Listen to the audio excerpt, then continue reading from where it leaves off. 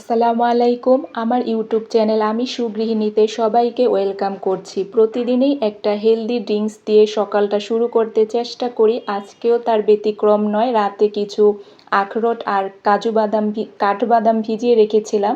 এখন হচ্ছে সেগুলো ধুয়ে পরিষ্কার করে নিলাম আর সবার জন্যই ভিজিয়ে রেখেছি। সবাই একটা দুইটা করে খেয়ে নেবে। আর প্রচণ্ড গরম লাগতেছিল, যার কারণে আজকে কুসুম গরম পানিটা আমি স্কিপ করেছি।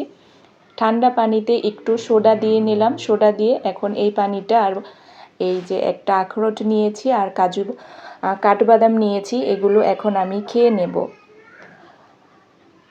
আমি দিনটা শুরু করি এইভাবেই। তারপরে রান্নাঘরে চলে আসলাম। এখন রান্না আর অন্যান্য কাজও করে নেব। আজকে বাচ্চাদের স্কুল আছে, তারা নামাজ কোরআন পড়া শেষ করে রেডি হবে স্কুলের জন্য। প্রতিদিন আমাদের সংসারে একই রকম কাজ থাকে, তবে সেটা একইভাবে এক এক সময় এক এক টাইমে নিজের মতো করে করার চেষ্টা করি। আর আমার ভিডিও যারা দেখেন তারা অনেকেই আমার রান্নাবান্না, ঘর গুছানো বা এই সংসারের কাজগুলোই দেখেন আর এগুলোই আপনারা পছন্দ করেন।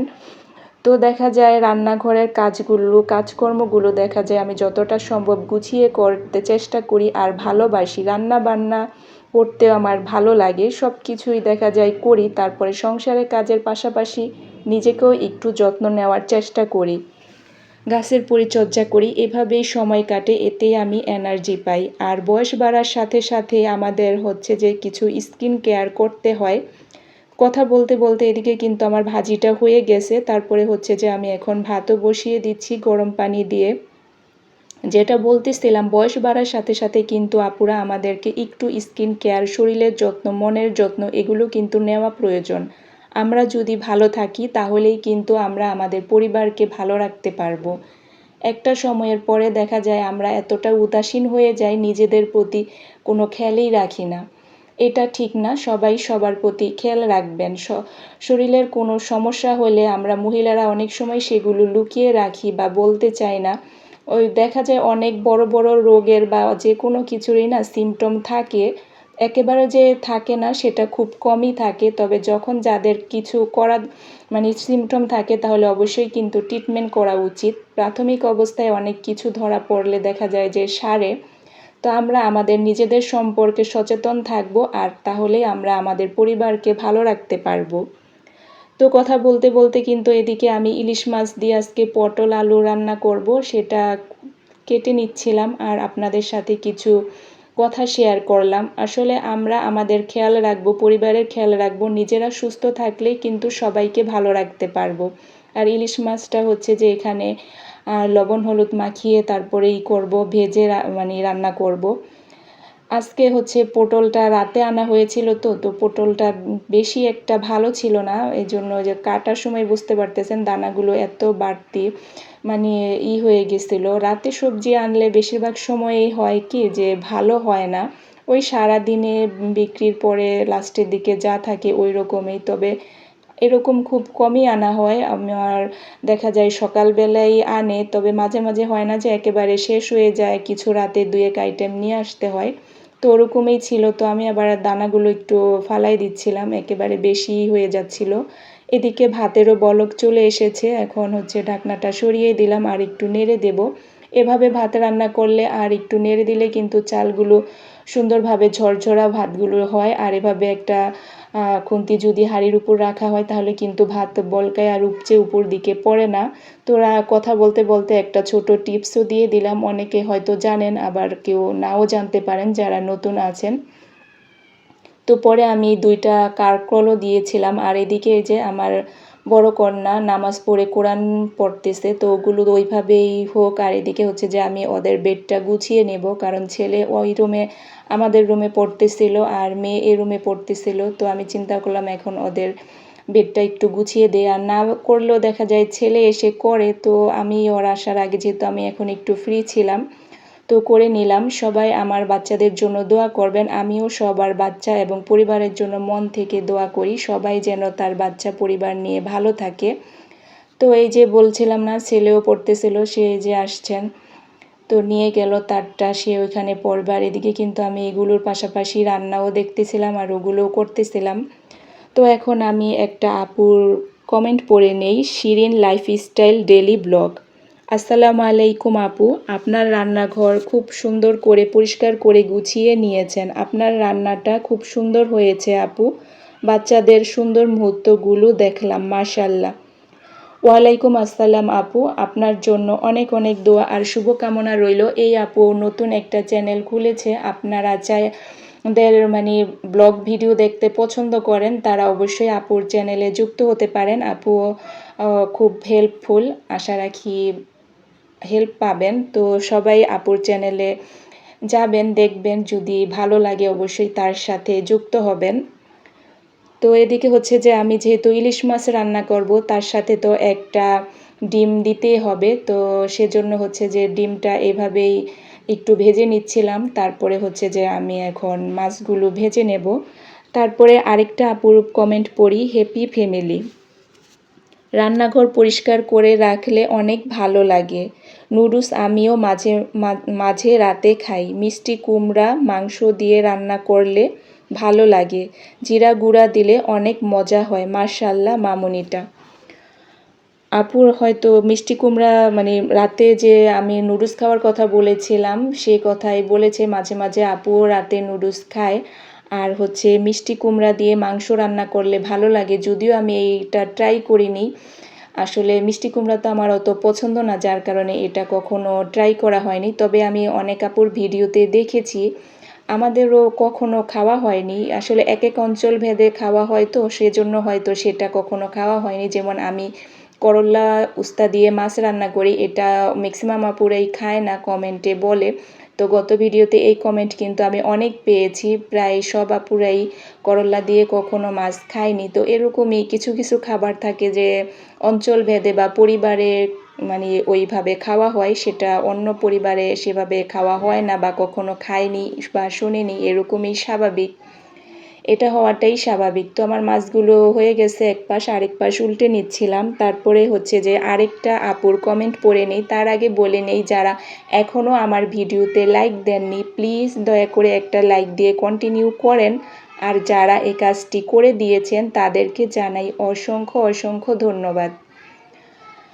তো পরে আরেকটা আপুর কমেন্ট পড়ে নিচ্ছি, ফরিদা আপুর, ফরিদা কিচেন উইথ ব্লগ।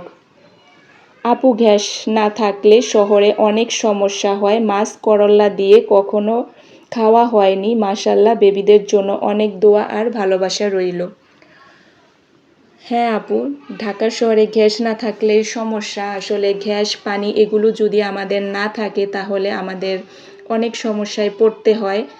তো দেখা যায় যে এখন তো এটা সমস্যা খুব বেশি হচ্ছে। আর যারা আমরা লাইনের গ্যাসে রান্না করি টুকটাক কম বেশি সবারই এটা ফেস করতে হচ্ছে। অনেকে আবার সিলিন্ডারও কিনে নিয়েছেন, অনেকে ইন্ডাকশন। তো আমার ইন্ডাকশন আছে, আমি তো সেভাবে করছি না, তবে আরও বেশি হলে তো অবশ্যই করতে হবে। আর বাসায় যখন গেস্ট আসে তখনও করা হয়।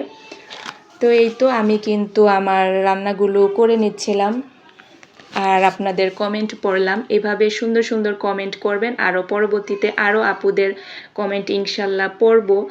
তো এরপরে হচ্ছে মশলাটা যখন ভালোভাবে কষানো হয়ে গিয়েছে, তারপরে আমি কেটে রাখা সবজিগুলো দিয়ে দিলাম। তো আপনারা কে কে ইলিশ মাছ দিয়ে পটল দিয়ে খেতে পছন্দ করেন অবশ্যই কিন্তু কমেন্টে জানাবেন। আমার কিন্তু ইলিশ মাছ দিয়ে কালো বেগুন আর পটল এগুলো দিয়ে খেতে খুবই ভালো লাগে। আর ইলিশ মাছ হচ্ছে এমন মজার মাছ, সব কিছু দিয়েই ভালো লাগে, শুধু পানি দিয়ে জাল করে নিলেও কিন্তু ভালো লাগে। তো এদিকে হচ্ছে যে আমি দেখাচ্ছিলাম আমের মধ্যেও স্টিকার লাগিয়ে রেখেছে। আর এখন হচ্ছে যে আমি দুইটা আম সিলে নিব, ওই যে বাচ্চাদের একটু করে দিব, যাওয়ার আগে ওরা একটু আমমুড়ি খেয়ে যাবে। এক এক দিন এক এক ধরনের খাবার, প্রতিদিন তো আর সকালে উঠলেই ভাত দেই না, এক এক সময় এক একটা যদি অন্য আইটেম থাকে তাহলে সেটাই করে দেয়। আসলে প্রতিদিন তো একই রকম আমাদের বড়দেরও ভাল লাগে না, আর ওদের কি ভালো লাগবে। তো আমি তরকারি বসিয়ে এদিকে এই কাজটাও করে নিচ্ছিলাম। এভাবেই সংসারের কাজগুলো দেখা যায় একটার পর একটা করে নিতে হয়। আর সংসারে আমরা যারা কাজ করি আমাদের অটোমেটিকলি দেখা যায় ওইটা হয়ে যায় যে এটার পর এটা করব, এটার পর এটা করব। আসলে মাথায় তখন সেট হয়ে যায়, নিজেদের অত বেশি ভাবনা চিন্তা করতে হয় না, সময় বলে দেয় যে এখন এটা করো তখন ওইটা করো। আর আমরা যারা 2-3টা বাচ্চার মা আছি তারা তো আরও বেশি ওভার অ্যাক্টিভ, আমাদের কাজের তো কোনো শেষ নেই। তো এভাবেই চলে। তারপরে হচ্ছে আমি বেশ অনেকক্ষণ ঢাকনা দিয়ে ঢেকে এটা ভালোভাবে কষিয়ে নিয়েছি। এখন হচ্ছে যে কষানো দেখতে পাচ্ছেন সাইড দিয়ে কিন্তু তেল উঠে এসেছে। এখন হচ্ছে আমি গরম পানিটা দিয়ে দেব। আর যেহেতু খাওয়ার পরে ভয়েস দিচ্ছি, তরকারিটা অসম্ভব মজা হয়েছিল। যদিও পটলটা ফ্রেশ ছিল না, তারপরেও খুব ভালোভাবে কষানো হয়েছে। আর দেখা যায় যে সব কিছু মিলিয়ে ভালোই লেগেছিল। তো আমাদের তো আর সবসময় অত ফ্রেশ পাওয়া সম্ভবও না। তো সকালবেলা আনলে পাওয়া যায়, তারপরে তো কিছু করার নেই। মাঝে মাঝে এরকমটা হতেই পারে, এটাই স্বাভাবিক। তো হচ্ছে যে আমি আমার তো এইগুলো করে নিচ্ছিলাম। আপনারা কে কে ইলিশ মাছ পছন্দ করেন কমেন্টে কিন্তু জানাবেন। আমার পরিবারে কিন্তু আমার বড় মেয়ে খুবই পছন্দ করে, আর ছেলে ততটাই অপছন্দ করে। আমার একটা প্রিয় আপু বলেছিল যে পাবদা মাছ আর ইলিশ মাছ মানে মানে ইলিশ মাছের চেয়ে পাবদা মাছ নাকি বেশি ভালো। আসলে এটা হচ্ছে যার যার পছন্দ, যে এটা পছন্দ করে। তো এই তো এদিকে কিছু মানে বাজার সদাইও নিয়ে আসা হয়েছিল, সেগুলো এখন বের করে নেব। এটা একটা জুস ছিল, তারপরে এটা হচ্ছে যে সস শেষ হয়ে গিয়েছিল, তারপর নুডলস। এগুলো তো আসলে যে বাচ্চাদের টিফিন দিতে হলে, তারপরে মাঝে মাঝে এমনি তো করা হয়। এদিকে আলু, পেঁয়াজ, তারপরে কিছু সবজিও ছিল, পাউরুটি ছিল। পাউরুটিটা আমার ছোট বেবিটা সবসময় তার বাবাকে মানে প্রতিদিন হাতে পাউরুটি না দেখলে কিন্তু এগুলো তো আর খাওয়া ভালো না। তো দেখা যায় সপ্তাহে 1-2 দিন আনা হয়। তারপর এদিকে কলা, তারপর হচ্ছে যে আরেকটা চিলি হট সস, এই সসটা দিয়ে সমোচা সিঙ্গারা খেতে খুবই মজা, মানে ভাজা ফ্রোজেন আইটেম। আর হচ্ছে যে কাজু বাদাম দরকার ছিল, সেগুলো নিয়ে আসা হয়েছে। আমার ভিডিও কে কে দেখছেন আর কোথা থেকে দেখছেন অবশ্যই কিন্তু কমেন্টে জানাবেন। জানি না এখনও এই পর্যন্ত কে কে আছেন। যারা আছেন এখনও যারা লাইক দেননি, প্লিজ দয়া করে একটা লাইক দিয়ে কন্টিনিউ করেন। আসলে আমি কিন্তু যাদের ভিডিও দেখি তারা ম্যাক্সিমামই জানেন আমি আপনাদের ভিডিও কিন্তু ফুল ওয়াচ করি। কারণ আমি ম্যাক্সিমাম আপুদের আমার হাতে সময় থাকলে বা আমি কাছাকাছি থাকলে 2বার কমেন্ট করি। আর আমি দেখা যায় না থাকলে তখন আমি ইনশাল্লাহ বলে মানে ছেড়ে রাখি যাতে ফুল ওয়াচ হয়ে যায়। আর এই যে পাগলি ব্রেড খাচ্ছে, হচ্ছে এখানে ডিমও দিয়েছি, সসও দিয়েছি, ঘরোয়া মানে স্যান্ডউইচ যেটা আসলে সেটাই একটু করে দিয়েছি। এভাবেই দেখা যায় যে বাচ্চাদের একটু একটু করে খাওয়ানোর চেষ্টা করি, কিন্তু পাউরুটিটা আমি সেভাবে চাই না। সপ্তাহে 1 দিন আসলে আনতেই হয়, কারণ সে প্রতিদিন চেক করে তার জন্য পাউরুটি আনছে কিনা, সে এতটা পছন্দ করে। তো এদিকে আমার জন্য আমারটাও এখানে আছে ডিম পোচ, আমিও পাউরুটি দিয়ে খাবো। সবাই ভালো থাকেন, আল্লাহ হাফেজ।